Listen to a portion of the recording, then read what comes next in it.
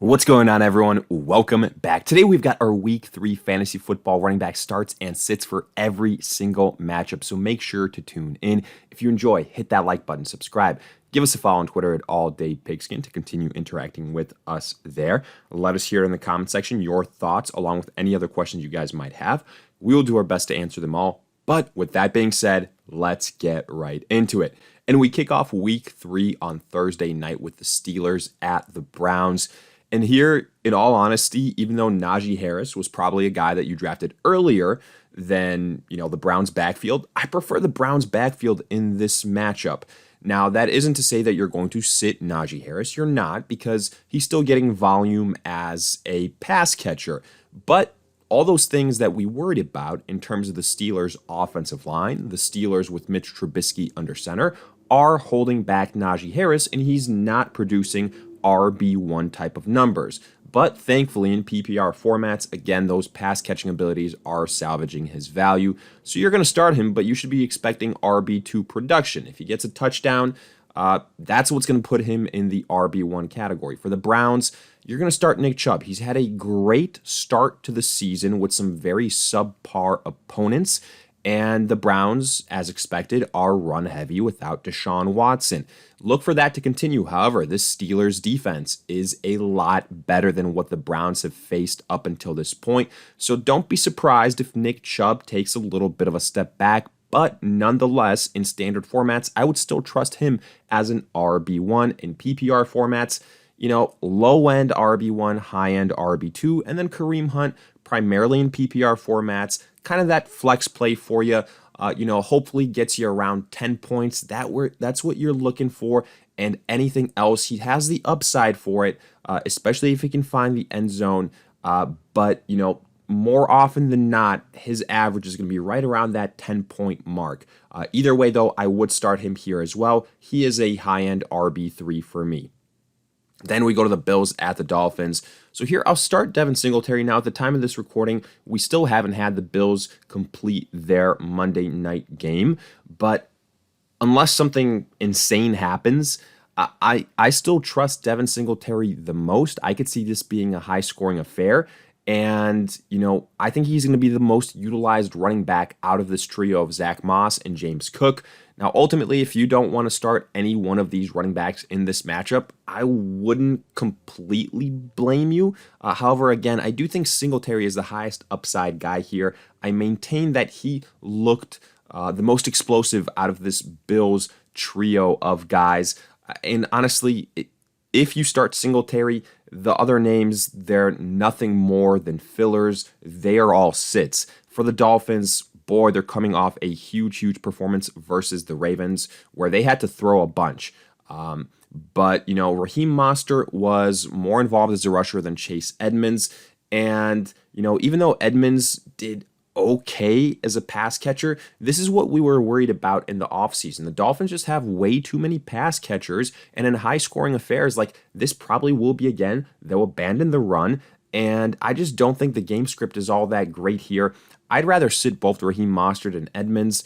To me, it's kind of trending towards a running back by committee, and it's going to be on again, off again type of situation. Can't really rely on either one of these guys week in and week out unless there's an injury, so I would rather sit both of them here. I think it's going to be another aerial showdown. Afterwards, Bengals at the Jets. I'm only starting Joe Mixon. I think he's going to have a bounce-back performance versus the Jets.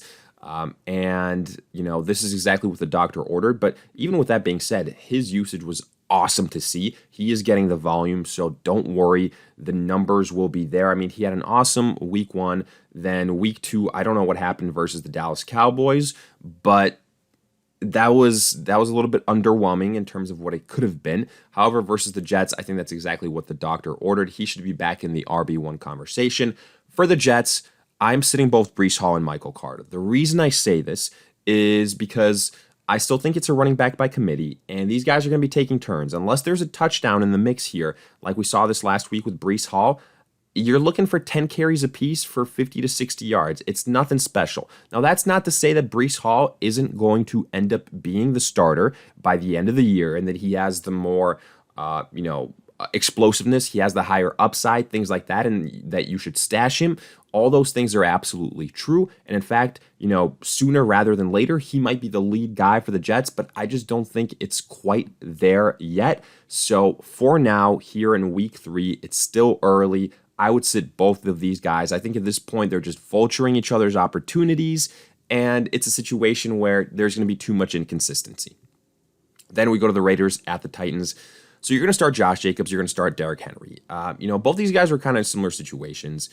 Josh Jacobs, again, similar to what we said all offseason, he has transitioned back into that standard scoring running back.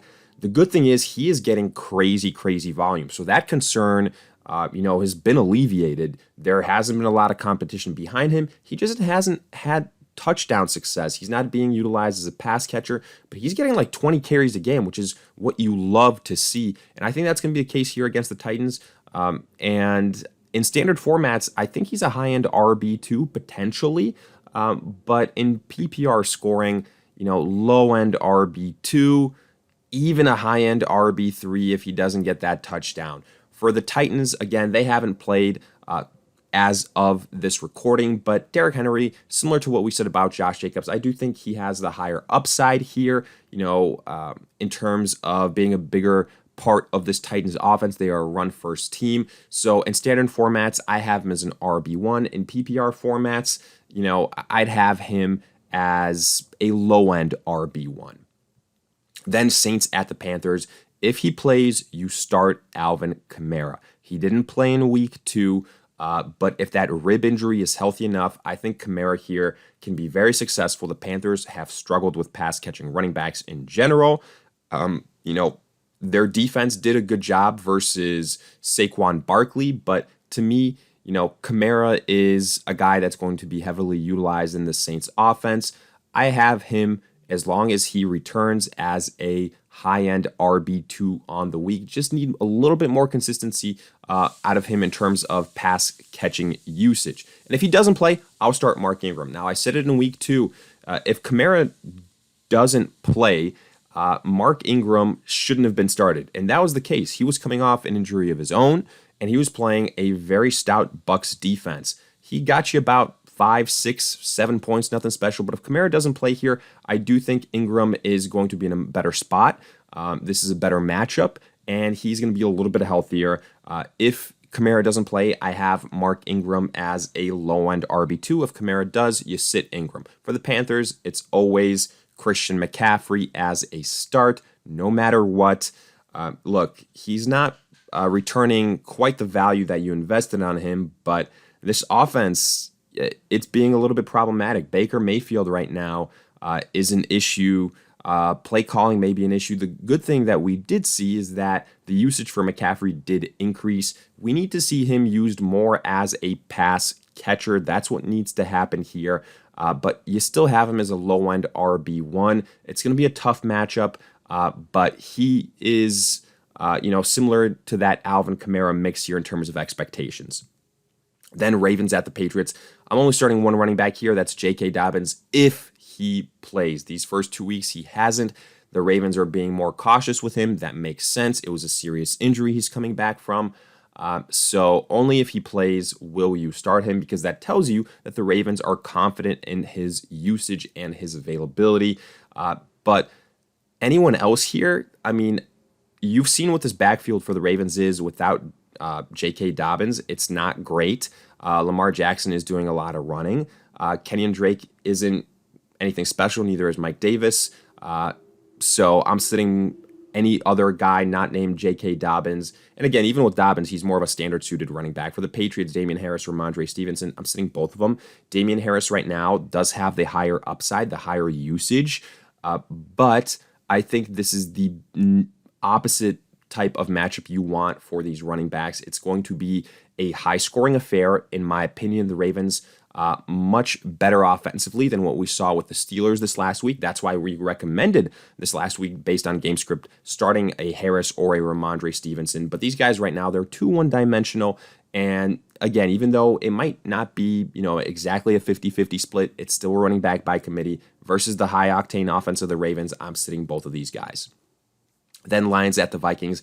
I'll start DeAndre Swift. I'll start Dalvin Cook. Now, yes, people are going to say, oh, Jamal Williams, had double the carries than DeAndre Swift this last week, but who looked more explosive? Who's a bigger threat in the pass catching attack? That's all DeAndre Swift. A reason for that is because, Swift was banged up heading into week 2. I think with another week now having gone, that Swift is going to return to, demanding the majority of the carries. Don't get me wrong, I like Williams. But unless DeAndre Swift is injured, you're going to be relying on touchdown upside. We saw it in week 2 as opposed to week 1. That's why I have him as a sit. And then Dalvin Cook, again, similar to some of these other teams. He has yet to play at the time of this recording.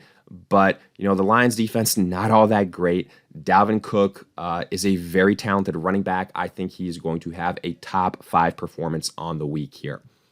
Then Eagles at the Commanders. I'll start Miles Sanders. Again, he's the last group of these running backs that has yet to play in week 2 at the time of the recording.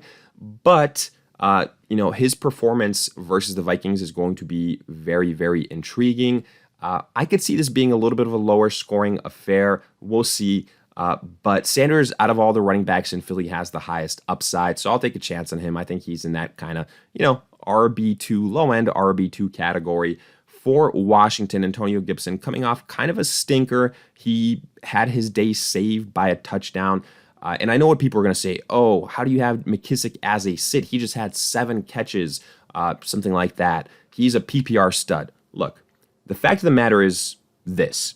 For Washington, McKissick is only going to be fantasy viable if they are down a bunch like they were versus the Detroit Lions, and they have to throw and throw and throw to catch up. That's not going to be every single week. And for that reason, depending on the game script you expect, which I don't think it'll be a blowout here, I am sitting McKissick, and I will give Gibson, who I have as a low-end RB2, high-end RB3, the start.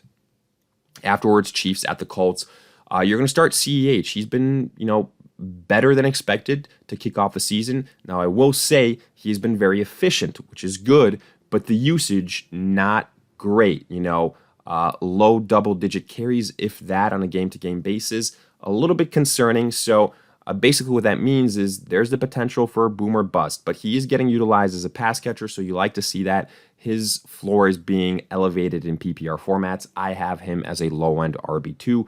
For the Colts, look, gun to my head, if you told me that Jonathan Taylor was going to basically finish with single-digit points in the game versus the Jaguars, I would have said you were crazy. You don't know what you're talking about, but I'm the one that looks like a fool because that's exactly what happened.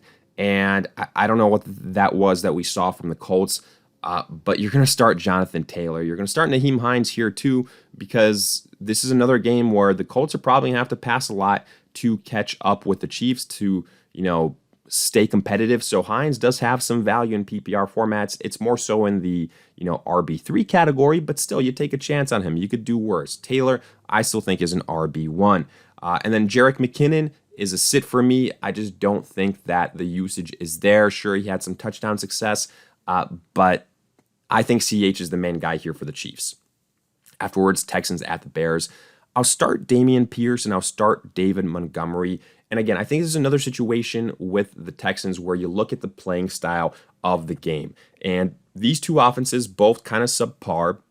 I think that Pierce is going to get more usage. We saw that this last week. Burkhead was pretty much an afterthought. And in low, close affairs, in terms of minimal points, I think Pierce is going to be the preferred option. He's going to get a bulk of the carries, but I still have him as an RB3. Montgomery is here really the guy that you want to go with. The Texans defense, nothing all that special. Montgomery has really been the only bright spot in this Bears offense. He's getting the pass catching opportunities. He looks good rushing the football as well. I have him as a high-end RB2 on the week, and then I'm sitting Rex Burkhead. This is a backfield for the Texans you just can't trust. Even Dameon Pierce himself is a bit risky. Afterwards, Jags at the Chargers. Look, hand up, I was wrong about James Robinson. I thought that Achilles would mean that the Jaguars were conservative with him, and that just he would be less than 100%. Now, I'm not saying that he isn't less than 100% because if you look at the yards per carry, it's a little bit concerning, but he's getting the volume, and that's what you care about. So I would start him, but to me, he's a low-end RB2 and probably, in fact, a high-end RB3 just because if this is a high-scoring affair or shootout, I'm not sure that's really going to suit the game style of Robinson. And then ETN right now, he's just not getting the volume, and pass catching wise, he's not doing anything all that special. You got to sit him. It's tough, but with both these guys healthy, ETN right now is just a risk. For the Chargers, you'll start Austin Eckler. The tough part here, another high-end running back that you picked at the start of your draft just isn't returning capital because he isn't getting the same volume, isn't getting the red zone opportunities, and is having touchdown regression. So probably shouldn't be looking at Eckler as an RB1 anymore, but more so as a high-end RB2 in PPR formats. But either way, you're going to start him here. Afterwards, we go to the Rams at the Cardinals. Only one running back I'm interested in starting here, and that is James Conner if he plays. He got banged up versus the Raiders. If he plays, I think he's a high-end RB2. For the Rams, I'm sitting both Darrell Henderson and Cam Akers. I said it last week on these breakdowns. I think that the Rams were going to try and overcorrect with Cam Akers in week 2 as opposed to what we saw in week 1, and that he was going to get more volume, even though Henderson is the better running back right now and healthier. And that's exactly what happened. But in this game, it'll be very interesting to see what happens because I actually think the Cardinals are a better opponent. It's a divisional clash. So I think the better running back is going to be more utilized here. But if the Rams are, kind of hard-headed and stubborn, they're going to force Akers into carries, and it's going to be an even split, which is why you want to avoid this backfield. And then if Conner doesn't play, I'm still sitting Benjamin and Darrell Williams. I don't think either one of these guys is going to be the dude. And with the way the Cardinals have been playing as of late, relying on late fourth quarter comebacks, that doesn't set up success for the rushing attack. So no thank you to that one. Then Packers at the Bucks. You're going to start all the listed running backs here. Aaron Jones coming off an absolutely monster game versus the Bears. Dillon, not quite as much, but he got huge usage as well. So you're going to continue to start both these guys. But what Jones did this last week is why I've been saying all along that he has the higher upside. I view him, now again, this is a much tougher matchup, as a mid-level RB2. A.J. Dillon probably is a high-end RB3. While for the Bucks, Leonard Fournette. Look, Montgomery had a lot of success versus the Packers this last week. I think Fournette could have his breakout game here of the season, especially if Mike Evans is suspended. He's going to be involved as a pass catcher, so I am excited about Fournette. I have him as an RB1 on the week. Then Falcons at the Seahawks. I'll give Cordero Patterson a chance. While what we saw this last week is a bit concerning in terms of Algieri being more involved, I think this matchup versus the Seahawks is going to be a lower scoring one, so that could make it more favorable for Patterson. But this is why, again, all season long, we were saying that he isn't going to have the type of campaign that he had in 2021. The usage won't be there, and the Falcons you can't rely on them offensively.